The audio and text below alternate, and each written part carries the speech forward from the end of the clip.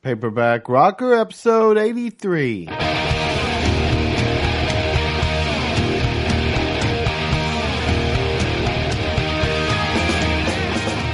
this is Matt Severson, the Paperback Rocker, and I'm broadcasting from my 6x9-foot cinder block shack in the desert of northern Mexico, southern Texas. Welcome and thanks for checking out my show.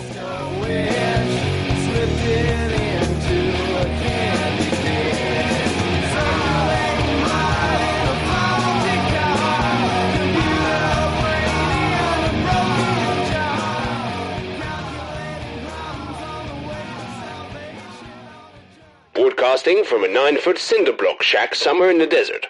It's the Paperback Rocker Show. Hey everybody, what's up? It's the Paperback Rocker, Matt Severson, back with another episode of my podcast where I am reading the Blue Whiskey novel, which is a full-length novel, hardback edition available, or Kindle, and I wrote it. And we're on page 154 right now. Our hero is named Stanton Wheelhouse III, and he has just arrived, basically, spent the night in his van in New York City, and he has lit out the following morning and stumbled into a hardware store looking for a map and has met a new acquaintance, a Jewish fellow named Benjamin, about Reuben's age. And they have gone down to a coffee shop so Benjamin can explain the layout of New York City a little bit to Stanton, and also so they can escape Chaim, Benjamin's father, the old Jewish man who owns the hardware store.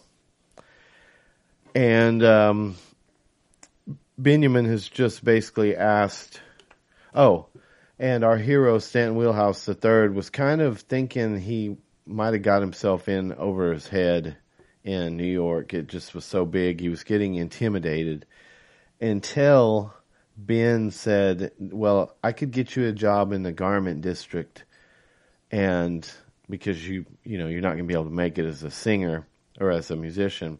And that challenged our hero, and so he has now suddenly changed his tune on making it there. And he says, I took New Orleans by storm, I said to Ben, like a hurricane. Bourbon Street, the home of jazz. And there were a lot of good blues men, too. I was being boastful and defensive, yes, but at least I wasn't giving in. In my mind at that very moment, I knew I had been lucky so far. I also knew it would be much more difficult from now on. I detect a bit of passion bubbling up, said Benjamin. I had raised my voice, and the people around us were now examining me like an oddity. Rather than return a dirty look, I smiled broadly, gazing slowly from left to right. New York City, I am Stanton Wheelhouse III. Everyone smiled, surely taking me for a rube with my southern accent. Some of them said, hello, Stanton, and nice to meet you. And things like that, though. Their politeness was unusual for New Yorkers, but I attribute it to being in the safe confines of a neighborhood coffee shop. I shudder to think if we'd been on the subway. I remembered my artistic vow to always be looking for gigs in a natural way, so I stood up and said, if I invited you people to come see me play some songs right here tonight, how many of you would come? A half dozen hands went up. Come on, I said. I'm straight from Bourbon Street. 2 more hands went up. Stanton, you might need permission to do that, Benjamin said, thinking like a businessman. The thought had not crossed my mind. I looked at him with a betrayed expression, and he felt the need to help me. I know the owner, he whispered. I'll see what I can do for a cut of the door. You got it, I whispered back. 10%. We'll negotiate, he said. I pursed my lips bitterly, but nodded once before continuing. Y'all come back here this evening, and you can say you saw my first show in the Big Apple. The coffee drinkers clapped politely. Thank you, I said, and sat back down. You're a confident little shagets. I don't know if I'm pronouncing these words right. I can't remember. You're a confident little shagette, said Ben. I'll give you that. I don't know what the hell I just did, I said. Adrenaline was surging through me, combined with caffeine, and I felt like an overly stimulated Aberdeen terrier. Ben smiled and shook his head in amazement. You've obviously got something to prove, Stanton. I just hope you don't make fools of us. Without waiting for a response, Benjamin rose and walked away from the table with his coffee in hand and left me alone with the map. I saw him speak to the girl behind the counter. She pointed to a door, and Ben went to it and knocked and entered and closed it behind him. I set my coffee cup on the map and examined the other boroughs. When I picked it up, it left a brown ring around Greenwich Village. I wasn't a deep thinker by any means at that point, but I saw something in that. I traced my finger around the stain. It's just like Bourbon Street, I thought. Nothing matters outside this circle. If I prove myself here, everything will fall into place. While I was thinking about that, Benjamin reappeared and gripped my arm rather firmly. I looked up at him, and he motioned with his head toward the door. Apparently, we had been given the boot due to my minor disturbance. Back on the sidewalk, I struggled to match Benjamin's brisk pace as we walked in the opposite direction from his father's hardware store.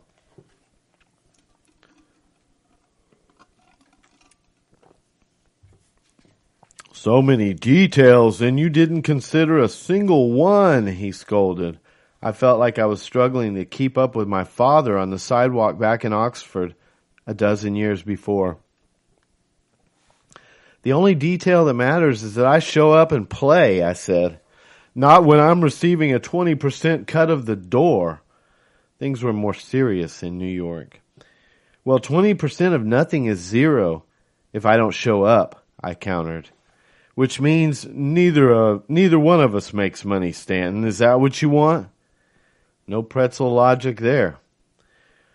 Okay, I said, I'll give you 20% if I make a lot of money and 10% if I only make a little.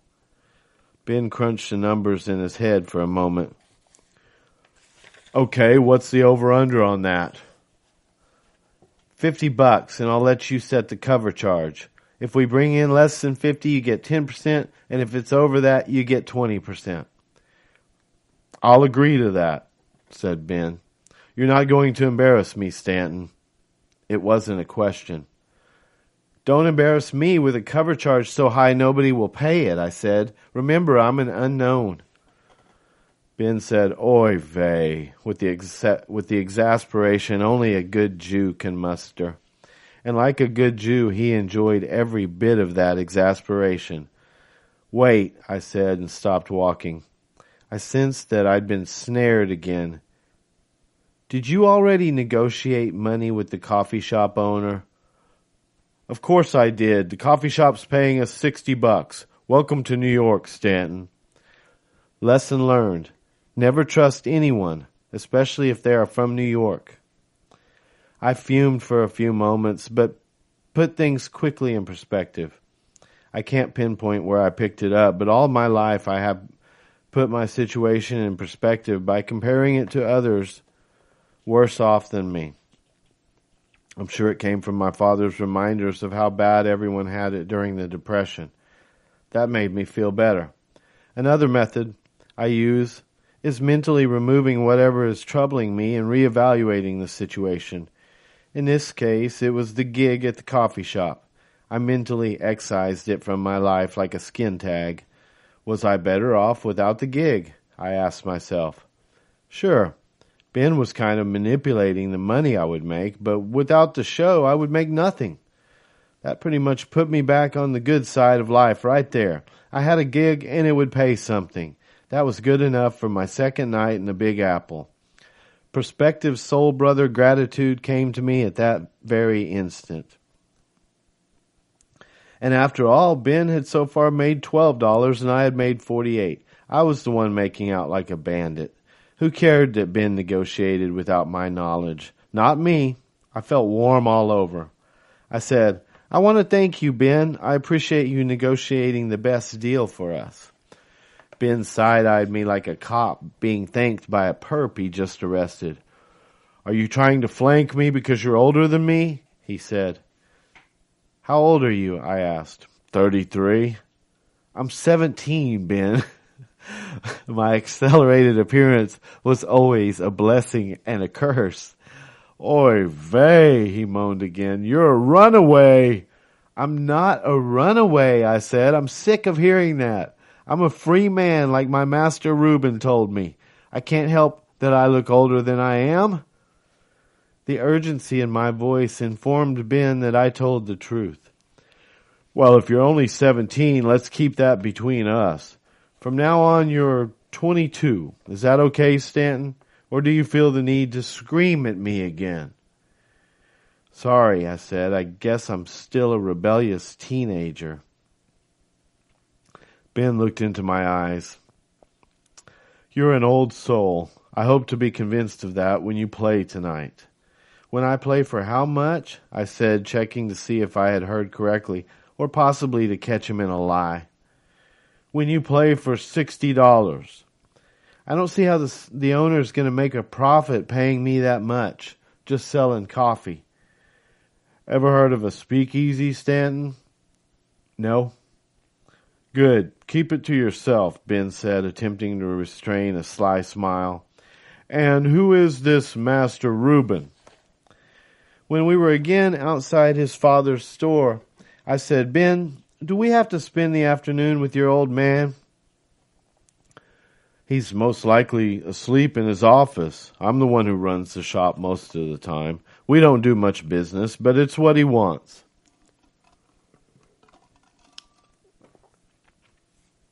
We entered, and Ben led me down the center aisle to the back of the shop and up a set of stairs that reminded me of the thirsty possums.